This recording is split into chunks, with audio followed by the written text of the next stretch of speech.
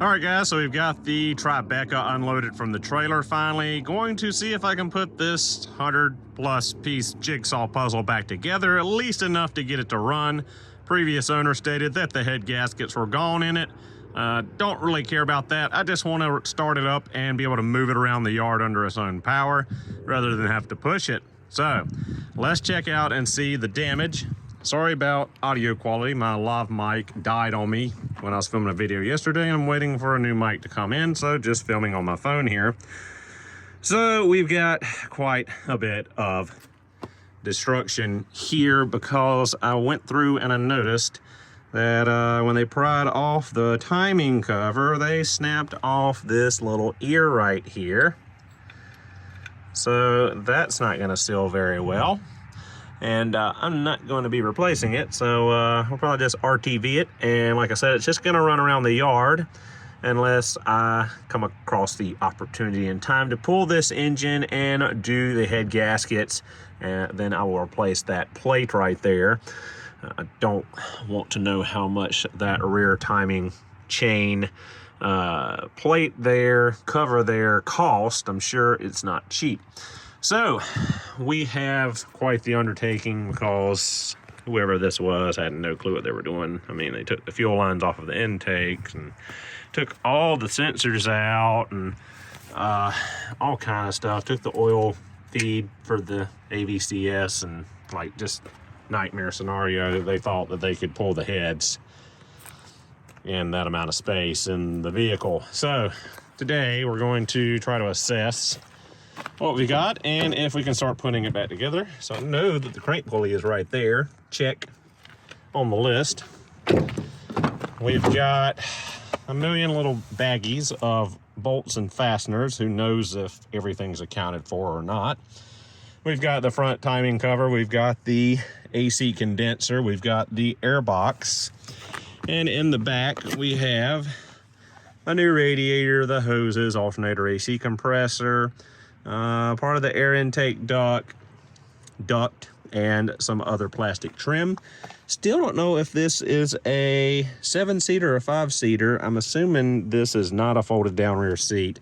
I'm assuming that's just the cargo area, but being this has electric latch on the hatch and there's no battery in it, can't get that open right now. So what I'm gonna do real quick is pull all this mess out of here. Probably should wear a mask. It is super moldy and gross in here. And looks like rodents have taken up shop. So also want to don a pair of gloves. So I'm gonna get all this stuff pulled out, get it spread out a little bit, see if I can match up what goes where, and we will be right back. So as soon as I get all the parts pulled out of the car, it turns dark skies and looks like it's gonna rain on me when it was just bright and sunshiny a little bit ago. Of course, my luck. So we've got the radiator fans and the hoses. They cut the transmission cooler lines for whatever reason. So I dumped ATF all in the back seat.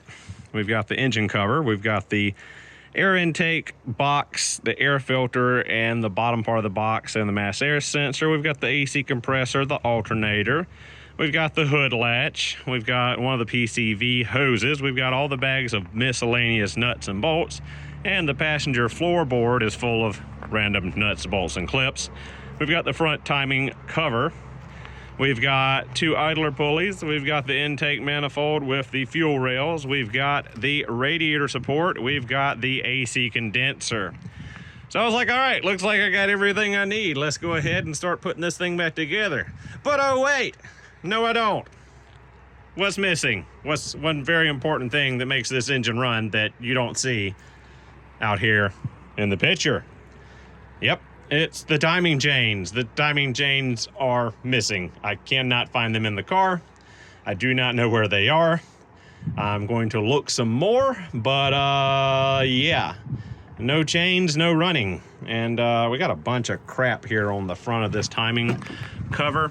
Lots of dirt and junk. It looks like that somebody cut the grass and like slung grass and stuff up here. I've sprayed it with brake parts cleaner, but yeah, some of it got dumped in the oil pan. Smooth move. So need to get that situated. I'd have to drop the oil pan and clean all the debris out of there. Looks like they took the bolts out of the water pump. So I've got a Junk Easy 30D phase 1 in the shop that's fully assembled. I'm not sure if the chains and guides and all are the same with it and this later model. Primarily the fact this got AVCS and the older engine does not have AVCS. So just looking at it and going from memory, I don't think it's gonna work. The cam pulleys look to be about the same diameter, minus this stuff, just the actual gear part. But the guides look a little different, and yeah, we're missing some stuff. Pretty sure we're missing some stuff. Maybe not, I don't know. I have to go searching through the factory service manual. But big disappointment right here. Looks like we won't see this engine run. I'm definitely not gonna go buy timing chains that are like $100 for this $200 car that has supposedly blown head gaskets. They've already broken the rear timing chain cover. Who knows what other damage they did to this engine and what health it's in, or if it even was a blown head gasket to start with. Looks like it might be time to think about parting this thing out. I know in the first video there were several of you that were interested in the radiator, and I believe someone said something about the AC compressor, and I might remember a condenser comment, but looks like it sprang a leak at some point from that little wet spot there, but also could be something dripped on it. So not sure of the health of this AC condenser. I don't even know if the radiator's good. It could have a hole in it because it was kind of haphazardly tossed in the back. So I don't know if I would even feel good about selling some of the parts on this vehicle. Mainly because I can't test them to know if they're good, because I can't get the engine back together to let it run to see if the parts are good. So again, I think I'm gonna check and see if the timing set off of that blown up Easy 30D, which happens to be the original engine out of the LL Bean Outback. If that stuff will cross over, still might try to clean it up and put it back together. But otherwise, yeah, I'm probably gonna pack this all up before I get rained on. I might go ahead and go through all these bags of bolts and try to line some stuff up. Notice we're also missing the dipstick and the oil cap, but just look at this stuff. Like, there's so much corrosion and junk inside of this timing cover. I don't know if I'd be able to clean it up enough for me to trust running it where the oil and all will not wash this mess into the engine and wipe something out, mainly in the bottom end of the engine.